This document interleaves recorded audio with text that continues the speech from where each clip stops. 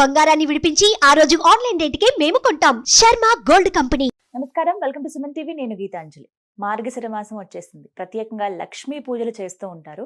అయితే మొదటి మార్గశిర గురువారం 5వ తారీఖున వచ్చిందండి. ఆ రోజున పూజ ఏ విధంగా చేయాలి, అలాగే లక్ష్మీ అమ్మవారిని ఎలా కొలుచుకోవాలి, ఆ రోజు పట్టవలసిన నైవేద్యం కావచ్చు, పూజా విధానం కానీ, అలాగే పూజ చేసిన తర్వాత వాటిని ఏం చేయాలి, ఎందుకంటే మర్నాడు మళ్ళీ శుక్రవారం వచ్చింది కాబట్టి ఆ రోజున అమ్మవారిని కదిపి వచ్చేలా రకరకాల సందేహాలు మనకుంటాయి.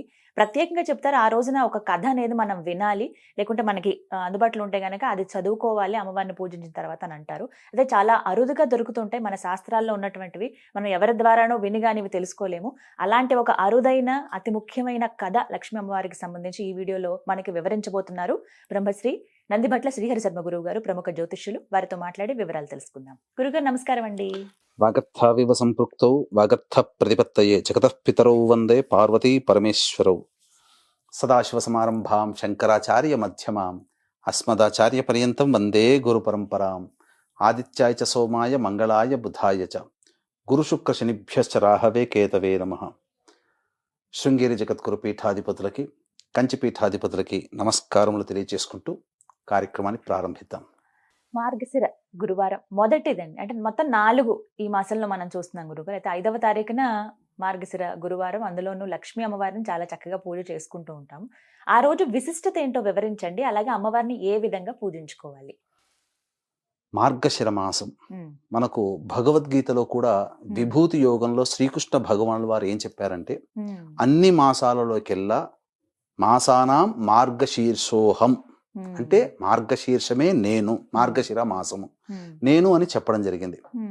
కాబట్టి ఇక్కడ వీక్షించేటువంటి ప్రేక్షకుల్లో మనకు కార్తీక మాసం శివకేశవులకి, శ్రావణ మాసం లక్ష్మీ అమ్మవారికి ఎలా అయితే మనం ఆరాధనోత్సవాలు, భాద్రపద మాసం పితృదేవతలకి, ఆశ్వీజ మాసం దుర్గా అమ్మవారికి ఏ విధంగానైతే మనం చేసుకున్నామో, ప్రత్యేకించి లక్ష్మీ అమ్మవారి కోసం చెప్పబడినటువంటి వ్రత నియమము ఈ మార్గశిర మాస లక్ష్మీ వార వ్రతం అని అంటారు. అంటే ఎందుకు గురువారం లక్ష్మీ వారం అంటాం, శుక్రవారం ఎందుకు అనము అని అంటే, నవగ్రహాలలో ధనకారకుడు గురువు కాబట్టి అట్టి గురువుకి సంబంధించిన వారం గురువారం రోజున ప్రత్యేకించి లక్ష్మీ యొక్క వారముగా చెప్పబడింది. లక్ష్మీ వార వ్రతం అనేటువంటిది ఈ గురువారం నాడే చెయ్యాలని మనకు శాస్త్ర ప్రమాణము. కాబట్టి ఈ వ్రతాన్ని అందరూ కూడా ఆచరించవచ్చునమ్మా. అయితే ముఖ్యంగా ఈ లక్ష్మీ వార వ్రతాన్ని ఎవరైతే ఆచరిస్తారో వాళ్ళకి సిరి సంపదలకి లోటు ఉండదు. భర్త యొక్క ప్రేమ అనురాగాలు వారికి ఖచ్చితంగా కలుగుతాయి. ఇంకా ముఖ్యంగా వివాహం కాని అమ్మాయిలు ఉంటారు కదమ్మా, ఆ వివాహం కాని అమ్మాయిలకి చక్కటి సుగుణవంతుడైనటువంటి, ధనవంతుడైనటువంటి, భోగ ఇంటిలో అనగా భోగవంతుడైనటువంటి ఇంట్లో కోడలిగా వెళుతుంది. కాబట్టి అన్ని రకాలుగా సౌభాగ్యంగా ఉంటుంది. ఈ సంబంధించినటువంటి లక్ష్మీవార వ్రతం విధానం ఎలా చేయాలి అనుకున్నప్పుడు, ముఖ్యంగా గురువారం రోజున ఎవరైనా కానీ ఈ స్త్రీమూర్తి చెయ్యాలనుకునేటువంటి కన్య కానీ స్త్రీమూర్తి కానీ పొద్దున్నే 3 గంటల కల్లా బ్రహ్మ ముహూర్త కాలం కల్లా లేవాలి. లేచి చక్కగా ఇల్లంతా కూడాను శుభ్రపరచుకోవాలమ్మా. గోపంచకము, పసుపు, గళ్ళ ఉప్పు మంచినీటిలో వేసి వాటితో ఇల్లంతా కూడా ముందుగా ఇల్లంతా ఉడికేసేసి తర్వాత చక్కగా ఆ నీటితో శుభ్రపరచుకోవాలి ఇల్లంతా, పూజా మందిరంతో సహా. ఆ రోజునే చేసుకోవాలంటే ముందు రోజు చేసుకున్నా పర్వాలేదా? ముందు రోజు చేసుకున్నా పర్వాలేదు, కానీ ఆ రోజునే లేచి చేసుకున్నా పర్వాలేదు, ఎటువంటి ఇబ్బంది ఏమీ లేదమ్మా. అయితే ఎలా ఉండాలి అని అంటే, ఆ చేసుకోదలిచినటువంటి కన్య కానీ ఆ గురువార వ్రతం భార్య అయినా కానీ భార్యాభర్తలు అందరూ కూడా సంతోషంగా ఉండాలట. అయ్యో ఎందుకు చేసుకుంటున్నామనే భావన లేకుండా ఉత్సాహంతో నేను అమ్మవారి అనుగ్రహం పొందడం కోసం చేస్తున్నానని చెప్పి ఉత్సాహంతో చేసుకోవాలట. ఎక్కడ కూడా కించిత్ లేశ మాత్రమైనా కానీ బాధపడకూడదట. ఇక తరువాత ఆ స్త్రీమూర్తి లేచిన దారభిద విధంగా ఇల్లు శుభ్రపరచుకొని ముందు రోజు అనగా 5వ తారీఖు గురువారం కదమ్మా, 4వ తారీఖు రోజున ముందు రోజు తలంటి స్నానం చేయాలి. షాంపూలు వాడకుండా కుంకుడుకాయ రసముతో, శీకాకాయ రసముతో స్నానం ఆచరించాలి ఆ స్త్రీమూర్తి. ఇక కేవలం చన్నీటిని మాత్రమే శిరస్సున వేసుకోవాలి. ఓపిక లేని వాళ్ళు వేడి నీటి పెట్టుకోవచ్చు. ఆ విధంగా కేవలం సబ్బు, షాంపూ ఎటువంటిది లేకుండా, తలని పట్టించకుండా కేవలం తల మించి స్నానం ఆచరించేసి చక్కగా పసుపు రాసుకొని ఆ యొక్క పూజా మందిరాన్ని సిద్ధం చేసుకోవాలి. పూజా మందిరం సిద్ధం చేసుకునేటువంటి సందర్భంలో చక్కగా గోడకు పెట్టుకుంటారు కదమ్మా, గోడకి శ్రీకారము స్వస్తికో ఓంకారము రాసి ఒక పీట అనగా అమ్మవారి లక్ష్మీనారాయణుడి యొక్క చిత్రపటం పెట్టుకోవాలి. కేవలం లక్ష్మీ అమ్మవారిని పెట్టకూడదు. వీక్షించేటువంటి ప్రేక్షకులు గమనించాల్సింది ఏంటంటే, ఇక లక్ష్మీ పూజ చేసుకుంటున్నాం కదా అని చెప్పి లక్ష్మీ అమ్మవారిని పెట్టుకుంటారమ్మా. లక్ష్మీ అమ్మవారి కాదు, నారాయణుతో సహమైనటువంటి అనగా నారాయణుతో కూడి ఉన్నటువంటి లక్ష్మీ అమ్మవారి చిత్రపటాన్ని పెట్టుకోవాలి. ఆ చిత్రపటం పెట్టుకొని ముందర కలశం పెట్టుకోగలిగేటువంటి ప్లేస్ ఉన్న పీటని మీరు చేసుకోవాలి. ఒకవేళ పీట లేదనుకున్నప్పుడు మామూలుగా ఒక చక్కటి తెల్లటి చిన్నపాటి మన గుడ్డ పెట్టుకోవచ్చు, చిన్న టవల్ అనేటువంటిది తెల్లది వస్త్రం పెట్టవచ్చు. ఇక ఆ అమ్మవారి ఫోటోకి అలంకారం చేసి పీట పెట్టుకుంటే 8 దిక్కులా కూడా అలంకారం చేసి ఆ పీట అంతా కూడా చక్కగా పసుపుతో అలికి, తర్వాత ఆ పీట మధ్యలో అష్టదళ పద్మం వేసి ఆ యొక్క అష్టదళ పద్మం మీద ఎర్రటి గుడ్డ గాని పసుపు గుడ్డ గాని పరిచి, అప్పుడు కొంత కలశం పెట్టేటువంటి దగ్గర కొంత బియ్యం ఒక వృత్తాకారంలో రౌండ్ షేప్ లో బియ్యాన్ని ఒక రాశిగా పోసి దాని మీద కలశం పెట్టాలి. కలశం పెట్టిన తర్వాత ఆ కలశంలో మీకు దగ్గరలో అందుబాటులో దొరికేటువంటి 5 చెట్ల యొక్క ఆకులను పెట్టవచ్చు. అనగా జామకాయ, సీతాకాయ, మారేడుకాయ ఆకులు ఉంటాయి కదా, కొమ్మలు అవి తీసుకోవచ్చు. లేదా పంచపల్లవాళ్ళు మర్రి, మేడి, జువ్వి, రావి, మోదుగా ఈ 5 వృక్షాలకు సంబంధించిన ఈ అందుబాటులో ఉండేటువంటి వాటినే కానీ ఆ వేసిన తర్వాత అందులో ఆ రాగి చెంబులో, ఎందుకంటే రాగి చెంబే వాడాలమ్మా, రాగి చెంబు లేకపోతే మనం ఇత్తడిది వాడొచ్చు, వెండిది వాడొచ్చు, బంగారం శక్తి ఉంటే బంగారు చెంబు వాడొచ్చు, ఏమీ లేని వాళ్ళు కుండైనా కానీ వాడొచ్చు. చిన్నపాటి ముంత మట్టి చిన్న మట్టితో చేసిన కుండ లాంటిది చిన్నది. ఇక అందులో ఒక పోక చెక్క, వెండిది చిన్న ముక్క, బంగారంది చిన్న ముక్క, ఒక 1/4 గ్రాము కూడా అవసరం లేదు, చిన్న ముక్క అంటే దొరుకుతుంది. బంగారంది, వెండిది, అలాగే పగడము, ముత్యము, వట్టి వేళ్ళు అని దొరుకుతాయి. వట్టి వేళ్ళు, ఒక పోక చెక్క, 1 కానీ 2 కానీ పోక చెక్కలు ఆ కలశంలో వేసి అందులో కొమ్మలు చెప్పబడినటువంటి కొమ్మలు వేసి కలశానికి అలంకరణ చేసి ఆ కలశం మీద ఒక కొబ్బరికాయ పెట్టి ఆ కొబ్బరికాయకి ఎర్రటి వస్త్రము అలంకరణగా పెట్టి ఇక ఆ అమ్మవారి యొక్క పూజ ప్రారంభం చేసుకోవాలి. లక్ష్మీ అమ్మవారి పూజ ప్రారంభం చేసుకునే ముందుగా గణపతి పూజ చేసుకుని గణపతి యొక్క అనుజ్ఞ తీసుకుని చాలా సంతోషముగా నేను ఈ యొక్క వ్రతాన్ని ఆచరిస్తున్నాను మహానుభావ, నాకు అమ్మవారి యొక్క అనుగ్రహాన్ని ప్రసాదించి విఘ్నేశ అని చెప్పి ఆ విఘ్నేశ్వరుని యొక్క అనుజ్ఞ తీసుకొని లక్ష్మీ అమ్మవారిని షోడశోపచార విధానంగా పూజ చేసుకోవచ్చు. ఈ యొక్క శ్రావణ మాసంలో లక్ష్మీ అమ్మవారి వ్రత విధానం ఎలా ఉంటుందో అదే విధానంగా వ్రత విధానం వైభవ లక్ష్మి కానీ శ్రావణ లక్ష్మి కానీ ఈ విధంగా లక్ష్మీ అమ్మవారి వరలక్ష్మి వ్రత విధానంగా పూజ ఉంటుంది కదా, సంకల్పం చెప్పుకొని ఆ విధానంగా చేసుకోవచ్చు. పూజ చేసుకున్న తర్వాత కథకు వచ్చేసరికి కథ వినాలి. ఇక ఈ కథ చెప్పుకొని తర్వాత అక్షితలు, ఈ విధంగా చేసుకుని ఆ కథ కూడా మనం ఆఖరణ చెప్పుకుందాం. వీక్షించేటువంటి సుమన్ టీవీ ప్రేక్షకులకి ఈ యొక్క కథ ఇప్పుడు ఏదైతే చెప్పబోతున్నానో అలభ్యమైనటువంటి కథ, మీరెక్కడా కూడా అతి అరుదుగా అత్యంత పురాతన గ్రంథము నుంచి మీకు సేకరించి ఇస్తున్నటువంటి కథ అండి. కాబట్టి ఈ కథని మీరు వ్రతం చేసుకునేటప్పుడు ఈ యొక్క వీడియోని దృష్టిలో పెట్టుకుని ఆ కథను అక్కడ పెట్టుకొని మనస్సులో వినండి. ఆ వీడియో పెట్టుకొని తప్పకుండా మీకు ఆ మార్గశిర మాసం అమ్మవారు, ఇది సాక్షాత్తు జరిగింది ద్వాపర యుగంలోనే ఈ యొక్క వృత్తాంతం జరిగిందండి. కాబట్టి లక్ష్మీ అమ్మవారే స్వయంగా నిర్వహించినటువంటి వృత్తాంతం ఇదంతా కూడా. ఎవ్వరు కూడా మిస్ కాకండి. మీకు బయట దొరికిన కథలు వేరు, ఇప్పుడు ఈ విధంగా చెప్పుకునేటువంటి నిజంగా జరిగిన కథ వేరు. కాబట్టి అది ఆశాంతం వినే ప్రయత్నం చేయండి. ఇక ఈ యొక్క అమ్మవారి పూజ అంతా చేసుకున్న తర్వాత సాయంకాలానికి మళ్ళీ ఇంట్లో ప్రదోషకాల సమయంలో సింహద్వారానికి ఇరువైపులా దీపారాధన చేయాలి. సాయంకాల ప్రదోషకాలం దీపారాధన చేయాలి. ఆ తర్వాత ఉదయం నుంచి సాయంకాలం వరకు కూడా వీలుంటే ఉపవాసం ఉండాలి. ఉండి దీపారాధన చేసి ఇప్పుడు చెప్పబడిన పూజా విధానం అంతా ఉంది కదమ్మా, అదంతా ప్రదోషకాల సమయంలో ఆచరించాలి. ఆచరించి ఈ యొక్క గురువారం రోజున ఎట్టి పరిస్థితుల్లో కూడా నూనెతో వండించినటువంటి పదార్థాలు భుజించకూడదు. అమ్మవారికి ఏదన్నా చేసినా ఆవు నేతిలో చేయాలి, నూనెలో మాత్రం చేయాలి. నూనె అనేటువంటిది ఈ మార్గశిర మాసం గురువారం రోజున తాకకూడదు. అసలు నూనెను తాకినా నూనెను కూడా పక్కకు పెట్టేయాలి.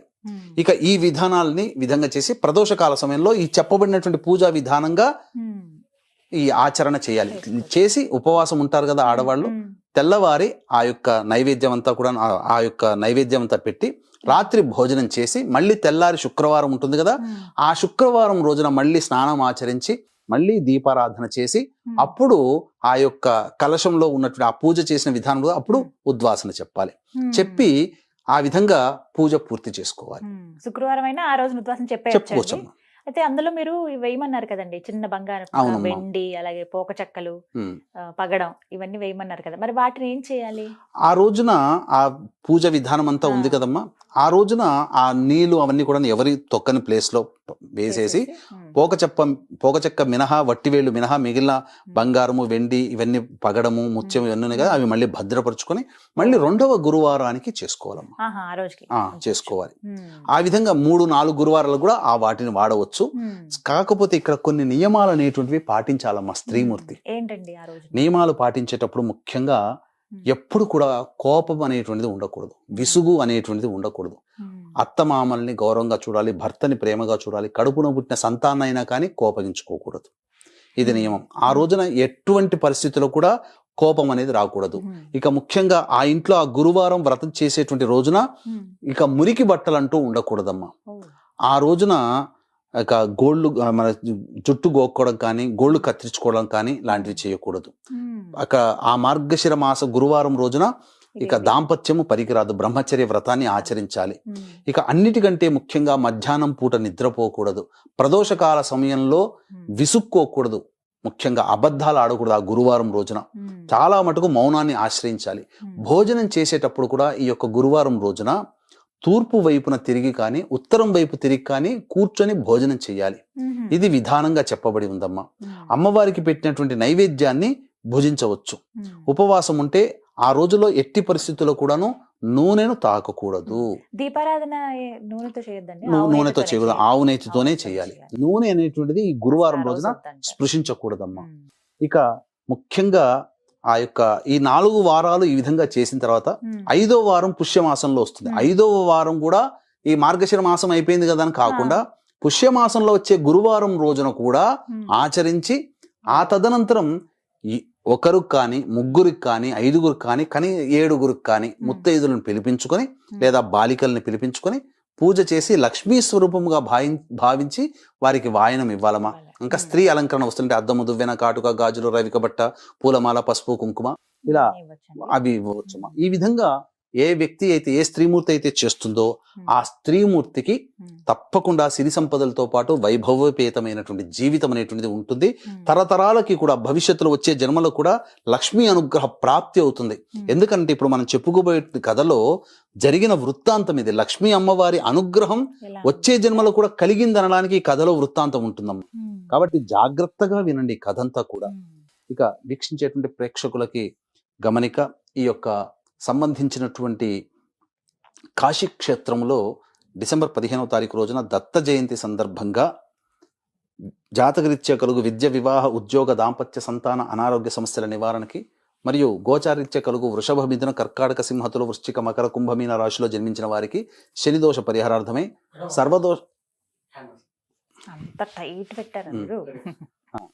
గోచారీత్యా కలుగు వృషభ, మిథున, కర్కాటక, సింహతులు, వృశ్చిక, మకర, కుంభమీన రాశిలో జన్మించిన వారికి శనిదోష పరిహారార్థమై సర్వదోష నివారణ పూజలు, హోమాలన్నిటిపై పర్ హెడ్ 1500 రూపాయలకి చేయించడం జరుగుతుంది. యముని ప్రీతి కోసం యమహోమం కూడా జరిపించడం జరుగుతుంది. అవకాశం ఉన్న వాళ్ళు కార్యక్రమ తదనంతరం కాంటాక్ట్ చేసి మీ గోత్రనామాలు నమోదు చేసుకోవచ్చు. ఇక కథలో గనక వెళ్ళినట్లయితేనమ్మా, చక్కగా పూర్వం ద్వాపర యుగంలో జరిగిందని చెప్పాను కదమ్మా. ద్వాపర యుగంలో సౌరాష్ట్ర దేశాన్ని పరిపాలించే భద్రశ్రవ అనే మహారాజు, గొప్ప నీతివంతమైన మహారాజు. ఆయనకి సురత్ చంద్రిక అనేటువంటి భార్యామణి ఉంది. మహా ఇల్లాలు, పతివ్రత. ఆమెకి 7గురు కొడుకులు, ఒక అమ్మాయి, శ్యామ బాల ఆమె పేరు. చక్కగా ఈ యొక్క రాజ్యాన్ని పరిపాలిస్తున్న సందర్భంలో ఒకానొక సమయంలో వైకుంఠంలో ఉన్నటువంటి విష్ణు భగవాన్ దగ్గర పాదాలను ఒత్తుతూ ఉన్నటువంటి అమ్మవారు కోరిక కలిగింది. ఈ యొక్క రాష్ట్రంలో, ఈ యొక్క ప్రపంచంలో ఎవరు ఈ మార్గశిర మాసంలో ఆచరిస్తున్నారు, మీకు మార్గశిర మాసం అంటే ఇష్టం కదా, కాబట్టి నన్ను ఎవరు అర్చిస్తున్నారో ఒకసారి అంతా కూడా నేను పరికించి వస్తానని చెప్పి భర్త దగ్గర అనుమతి తీసుకొని ఆ మహాలక్ష్మి భూలోకానికి వచ్చింది. అనేక దేశాలు తిరుగుతూ ఈ సౌరాష్ట్ర దేశం కూడా వచ్చింది. ఎందుకంటే ఈ లక్ష్మీ అమ్మవారి పూజకి ఈ భద్రశ్రవ అనేటువంటి ఒక మహారాజు మరియు సురచంద్రికకు సంబంధించినటువంటి పూర్వజన్మతో సంబంధం ఉన్నది లక్ష్మీ అమ్మవారి యొక్క వృత్తాంతం. కాబట్టి ఆ యొక్క రాజు కోట దగ్గరికి రాగానే దాసదాసీలందరూ అడ్డుకున్నారు, ఎవరమ్మా నువ్వు అని చెప్పి. వృద్ధ స్త్రీ బ్రాహ్మణ వేషంలో వచ్చింది అమ్మవారు. అంటే నేను సంబంధించినటువంటి పూర్వంలో వీరు ఒక వ్రతం చేశారు కాబట్టి ఆ వ్రతం అనేది మళ్ళీ ఈ జన్మలో చెయ్యలేదు, ఈ వ్రతాన్ని ఆచరింప చెయ్యాలి అని చెప్పి తెలపడం కోసం వచ్చానమ్మా అని చెప్పగా ఆ పరిచారిక ఏం చేసిందంటే సురచంద్రికకి అందించింది రాణికి. చెప్పగానే ఆమె దగ్గర తీసుకుని వెళ్ళగానే, పూర్వజన్మలో నీవు ఒక వైశ్యురాలివమ్మా, ఒక వైశ్యుడికి భర్తగా ఉన్నావు, కడు దారిద్ర్యముతో బాధపడుతూ ఉన్నప్పుడు అప్పుడు ఈ వ్రతాన్ని ఆచరించమని చెప్పిన తర్వాత ఈ వ్రతాన్ని ఆచరించగానే గొప్పగా వైభవపేతమైన జీవితాన్ని గడిపావు. ఈ వ్రత మహత్యం వల్ల మళ్ళీ ఈ జన్మల్లో మీరిద్దరూ మళ్ళీ భార్యాభర్తలుగా లభించారు కాబట్టి ఈ యొక్క వ్రతాన్ని ఆచరించమ్మా అని చెప్పగా, నువ్వెవరో మోసగత్తెలాగా ఉన్నావు అని చెప్పి అనుమానపడి కోపగించుకొని ఆమె చేతిలో ఉన్న కర్రని విదిల్చి పంపించి వేసింది, అవమానించి పంపించి వేసింది. అన్న తర్వాత నువ్వు నన్ను పొమ్మంటావా, ఇక నేను నీ దగ్గర ఉండనులే అమ్మా అని చెప్పి వెళ్ళిపోతుంది. వెళ్ళిపోతున్నప్పుడు ఆ ద్వారం దగ్గర ఆ కూతురు శ్యామబాల పట్టుకొని అడుగుతుంది, ఏంటమ్మా ఏం జరిగింది, ఇంతగా బాధపడుతూ వస్తున్నావు అంటే, ఫలానా ఇట్లా మీ అమ్మగారు ఇట్లా చేసిందమ్మా, వ్రతం ఆచరించమని చెప్పాను అయినా ఆచరించలేక నన్ను అనుమానించి నన్ను అవమానించి పంపించిందంటే దానికి ఏమి బాధపడకమ్మా అని చెప్పి, ఎలా ఆచరించాలి నాకు చెప్పమ్మా నేను చేస్తాను అని చెప్పి ఆ యొక్క వృద్ధ స్త్రీ ఆ అమ్మాయికి వ్రత విధానం అంతా చెప్పి అమ్మాయి చేత ఆచరింపచేసింది. అయితే ఇక్కడ జరిగినటువంటి కథలో ఉన్నటువంటి ట్విస్ట్ ఏంటంటేనమ్మా, ఎప్పుడైతే లక్ష్మీదేవిని అవమానించి పంపిందో ఆమెకి క్రమంగా వైభవపేతన రాజ్యం అంతా కూడాను వైభవం అంతా పోయింది. ఈ శ్యామబాల కూతురుంది కదా, ఆచరించినటువంటి విధానం చేత పక్కన పొరుగు రాజ్యంలో ఉన్నటువంటి, చెప్పాను కదా ఈ వ్రతం ఆచరిస్తే వైభవపేతమైనటువంటి భర్త లభిస్తాడు అని, పక్క రాజ్యంలో గొప్ప సంపన్న కుటుంబంలో ఉన్నటువంటి రాజు యొక్క కొడుకు మూలాధర్, ఆ మూలాధర్కి ఇచ్చి వివాహం చేయడం జరిగింది. ఆమె కన్య వెళ్ళిపోయింది. ఇక ఇక్కడ వీళ్ళకి క్రమంగా పూర్తిగా రాజ్యం అంతా నశించిపోయి బీదరికానికి చేరుకున్నారు. కానీ అక్కడ మాత్రం ఈ వృద్ధ స్త్రీ బ్రాహ్మణ చేసినటువంటి ఉపదేశ ప్రకారము మార్గశిర మాసంలో లక్ష్మీ వ్రతాన్ని ఆచరిస్తున్న కారణం చేత దినదిన ప్రవర్ధమానమవుతూ చక్కగా వైభవపేతమైన జీవితాన్ని సిరి సంపదలతో గడుపుతుంది అమ్మాయి. తర్వాత ఒక రోజున ఈ దారిద్ర్యాన్ని అనుభవిస్తున్నటువంటి భార్యాభర్తలు ఎందువల్ల కలిగింది అని చెప్పి బాధపడుతూ, అయినా మన అల్లుడు చాలా గొప్ప ధనికుడు అయ్యాడు, రాజు అయ్యాడు కదా, మరి మన అమ్మాయి కోడలు అయ్యింది కదా, ఒకసారి వెళ్ళి వాళ్ళ దగ్గర ఉన్నటువంటి వెళ్ళి బంగారాన్ని తీసుకుని వద్దాం, ఏదైనా కొంత ధనం సహాయం చేయమని అన్నప్పుడు చక్కగా ఆ రాజ్యం వెళ్తారు. వెళ్ళిన తర్వాత ఆ రాజ్యంలో ఒక కొలను దగ్గర స్పృహ తప్పి పడిపోతారు. ఆ పరిచారికలు చూసి నీళ్లు చల్లి లేపిన తర్వాత, ఎవరండి మీరు, చూస్తేనేమో రాజులాగా ఉన్నారు కానీ భిక్షగాడిలాగా మీ యొక్క వస్త్రధారణ ఉంది అని అంటే, నేను పలానా అమ్మాయి తండ్రిని అని చెప్పగానే, అయ్యో మా రాణి గారి తండ్రి మీరు అని చెప్పి పరుగున వెళ్ళి ఆ యొక్క శ్యామబాలకి చెప్పడం జరిగింది. చెప్పిన తర్వాత నా తండ్రి ఇంతటి దీనస్థితిలో ఉన్నాడా అని చెప్పి బాధపడుతూ వస్త్రములు, చక్కగా నగలు అన్ని కూడాను రథం ఇచ్చి పంపించింది. ఇంటికి తీసుకురాగానే చక్కగా ఆదరించి కడుపు నిండా భోజనం పెట్టి ఒక బిందె నిండా బంగారము ఇచ్చి తల్లికిమ్మని చెప్పి పంపించింది.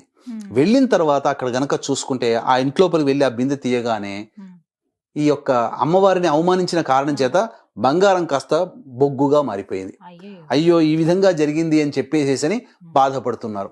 అయితే అక్కడ అమ్మాయి వ్రతం చేసుకుంటూ ఉండగా మా అమ్మగారు ఎలా ఉన్నారో ఏంటో అని చెప్పి ఒకసారి చూడడానికని ఆ అమ్మాయి రావడం, వీళ్ళ దీనస్థితిని చూసి తోలుకొని వెళ్ళిపోయింది వాళ్ళ రాజ్యానికి. అమ్మాయిని తల్లిదండ్రులను తీసుకుని వెళ్ళిపోయింది. ఆ వెళ్ళిపోయిన రోజు 3వ గురువారం అయింది, మార్గశిర మాసం. కాబట్టి ఆ తల్లిని కూర్చోబెట్టి, అమ్మా నీవు ఆ రోజున అమ్మవారు వచ్చి స్వయంగా వచ్చి చెప్పినా నువ్వు వినకుండా వచ్చి ఈ విధంగా చేశావు, కాబట్టి నీవు తప్పకుండా ఈ వ్రతాన్ని ఆచరించమా అని చెప్పి దగ్గర కూర్చోబెట్టుకొని ఈ తల్లితోని ఈ వ్రతాన్ని ఆచరింపచేసింది. ఈ వ్రతాన్ని ఆచరింపచేసినటువంటి కారణం చేత, నైవేద్యం తీసుకున్నటువంటి కారణం చేత ఆ యొక్క వైభవపేతమైన కోల్పోయిన రాజ్యం అంతా కూడాను ఆవిడకి, ఆ తల్లిదండ్రులకి ఇద్దరికి తిరిగి వచ్చింది. అంత సంతుష్టులై ఉన్నారు, చాలా ఆనందంగా చక్కగా ఉన్నారు. తర్వాత తన యొక్క తల్లిగారింటికి వెళ్ళి మళ్ళీ 4వ వ్రతాన్ని అక్కడ ఆచరించింది కూతురు. 3వ గురువారం ఏమో తల్లిని తీసుకుని ఆచరించింది. 4వ వ్రతం అక్కడ చేసి 5వ వ్రతం మళ్ళీ ఇంట్లో ఉద్యాపన చేసుకోవాలి కదా. వెళుతూ ఆ ఇంటిలోని కొద్దిగా గళ్ళ ఉప్పుని తీసుకొని వచ్చింది. అంటే లక్ష్మీప్రదం, గళ్ళ ఉప్పు అంటే లక్ష్మీప్రదం కదమ్మా. తర్వాత ఆ విధంగా భర్త భోజనం చేస్తున్నప్పుడు అంత చప్పగా ఉంది ఏంటి పదార్థాలు అని చెప్పి అని అంటుంటే, ఇంట్లోంచి తల్లిగారి ఇంట్లోంచి తీసుకుని వచ్చినటువంటి ఆ యొక్క గళ్ళ ఉప్పుని కొద్దిగా వేయగానే అది పంచభక్ష పరమాన్నమైనటువంటి మంచి షడ్రుచులతో సమానమైనటువంటి భోజనం చేయడం జరిగింది అప్పుడు. ఆ విధంగా ఏంటనంటే లక్ష్మీ అమ్మవారు అంటే ఇక్కడ ఉప్పు అనేది ఎందుకు చెప్పబడిందనంటే, అన్నీ వేసి చూడు నన్ను వేయకుండా వేసి చూడు అని చెప్తుంది ఉప్పు. అంటే ఎంత గొప్పగా వండినా ఉప్పు లేకపోతే ఆ పదార్థానికి రుచి రాదు. కాబట్టి ఉప్పు అంటే లక్ష్మీ స్వరూపం. ఈ వ్రత కథ ద్వారా తెలుసుకోదలసినటువంటి ఏంటంటే, లక్ష్మీ వారి వ్రతాన్ని చక్కగా ఆచరించినటువంటి వాళ్ళకి సిరి సంపదలు, చక్కగా వైభవపేతమైన ఆనందకరమైన జీవితం పొందుతారు. ఉప్పు అనేటువంటిది ఎందుకు ఇక్కడ చెప్పబడి ఉందనంటే, అన్ని రుచులలోకెల్లా అనగా ఉప్పే ప్రధానం. కాబట్టి లక్ష్మీ ప్రధానం అనేటువంటి ఒక సంజ్ఞ ఇక్కడ మనం తెలుసుకోవాలి. కాబట్టి ఈ విధంగా వ్రతకథని ఎవరైతే తలుచుకొని ఆ విధంగా చేసిన దార్భ్యత ఇటు అమ్మాయి వైభవపేతన జీవితాన్ని పొందింది, అటు కోల్పోయినటువంటి రాజ్యాన్ని ధనాన్ని కూడాను ఈ యొక్క తల్లిదండ్రులు పొందారు. కాబట్టి ఈ వ్రత విధానాన్ని చక్కగా ఆచరించుకుంటూ ఈ విధంగా చక్కగా నియమాల్ని పాటించండి. చింపిరి జుట్టుతో ఉండకూడదమ్మా. అలాగే పూజ చేసుకునేటప్పుడు స్త్రీమూర్తి ఆఖరణ చాలా మంది జడలు విరబూసుకొని చేస్తారు. కానీ లక్ష్మీ అమ్మవారికి మహా కోపం వస్తుందట. ఆ సమయంలో ఒక ముడిన్నా వేసుకోవాలట, ఆఖరణ కొంగుముడిలాగా వేసుకొని చక్కగా చేసుకొని పూజ చేసుకొని ఉన్నటువంటి స్త్రీమూర్తి లక్ష్మీ అనుగ్రహ ప్రాప్తురాలు అవుతుందని చెప్పడంలో ఏమాత్రం సందేహం లేదు. సందేహం గురుగారు, మీరు నాకు చెప్పేటప్పుడు కన్యలు గాని స్త్రీమూర్తులు ఎవరైనా అన్నారు, వితంతువులు ఈ మార్గశిర గురువారం లక్ష్మీ అమ్మవారిని పూజించుకోవచ్చా, లేకపోతే ప్రత్యేకమైన విధానం ఏమన్నా ఉందా? ఇక్కడ ప్రధానంగా వితంతుల విషయానికి వచ్చేటప్పుడు తులసి చెట్టు దగ్గర కలశం లేకుండా తులసి చెట్టు దగ్గర ఈ యొక్క వ్రతాన్ని కూడాను ఆచరించవచ్చునమ్మా. ఎందుకంటే భవిష్యత్తులో దీర్ఘ సౌమంగళిత కలిగినటువంటి జీవితాన్ని పొందాలి. ఎందుకంటే మనకు కర్మవశాత్తు అవి కొన్ని తగులుతాయమ్మా, జీవితంలో కొన్ని వస్తాయి. అంత మాత్రం చేత చేసుకోకూడదని ఎక్కడ నియమం లేదు. కాకపోతే విధానంలో కలశం అనేటువంటిది పెట్టుకోకుండా తులసి చెట్టు దగ్గర ఈ యొక్క షోడశోపచార విధానంగా చేసుకోవచ్చు, కలశం లేకుండా చేసుకోవచ్చు. ఈ కథ ఏదైతే ఉందో అది వినొచ్చు, ఇదన్నీ వినొచ్చునమ్మా, కథ వినొచ్చు. మిగతా అంతా యథావిధిగా చేసుకోవచ్చు ఆ రోజున. ఇప్పుడు నూనె తగలద్దు అన్నారు కదండి, ఎటువంటి నైవేద్యం పెట్టాలి మరి అమ్మవారికి? ఏదైనా కానీ ఆవు నేతిలో వేయించినటువంటి ఈ యొక్క మొదటి గురువారం రోజున పులగం నైవేద్యంగా పెట్టాలి. పులగం వండేటప్పుడు కూడా ఆవు నేతే ఉండాలి. కొంచెం తాలింపు పెడతాం కదా, ఆవు నేతితో పెట్టాలి. అది తప్పకుండా ఆ యొక్క దీపారాధనలో కూడా ఈ ఆవు నెయ్యినే వాడాలి తప్ప శుద్ధమైన ఆవు నెయ్యి దొరికితే వాడితే అదే మంచిది. లక్ష్మి ఫోటో అన్నారు కాబట్టి లక్ష్మీదేవి విష్ణుమూర్తి ఇద్దరు ఉన్నది తీసుకోవాలమ్మా.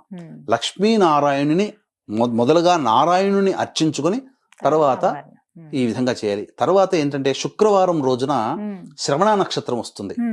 ఈ శ్రవణ నక్షత్రం విష్ణుమూర్తికి సంబంధించినటువంటి నక్షత్రం కాబట్టి ఈ విష్ణుమూర్తికి సంబంధించినటువంటి నక్షత్రం కావున ఆ రోజున నారాయణుని కూడా అర్చించే విష్ణు సహస్రనామ పారాయణం తెల్లవారి శుక్రవారం రోజున చేసిన చాలా విశేషం. మళ్ళీ మార్గశిర మాసంలో శ్రవణ నక్షత్రం లేదు కాబట్టి ఆ రోజు కూడా విశేషం చేసుకోవచ్చు. గురువుగారు 5 వారాలు అన్నారు మీరు, అప్పుడు ఉద్యాపన చేసేసుకోవచ్చని. కానీ ఆటంకం వస్తే మధ్యలో మహిళలకి అప్పుడు పరిస్థితి ఏంటండి? ఎలా స్త్రీలకి ఋతుపరంగా ఏమన్నా ఆటంకాలు వచ్చినప్పుడు దాన్ని ఆపకూడదమ్మా. కన్న కూతురుతోనైనా అత్తగారితోనైనా తల్లిగారితోనైనా కానీ ఈ యొక్క వ్రతాన్ని ఆచరింప చేయాలి. అవి కూడా కుదరని పక్షంలో అవి కూడా కుదరని పక్షం అంటూ ఉండదు. ఎవరైనా ఉంటారు కదమ్మా, సొంత చెల్లెలైనా ఎవరైనా కానీ చేయవచ్చు, భర్తతోనైనా కానీ చేయించవచ్చు. ఈ వ్రతం మాత్రం ఆపకూడదు. 5 వారాలకు మాత్రం ఉద్యాపన చేయాలి. ఇలాగే ఏ వారానికి ఆ వారం చేసుకోవాలి, సెపరేట్ గా ఉంటుంది కదండి. చక్కగా వివరించారు గురుగారు, ధన్యవాదాలండి.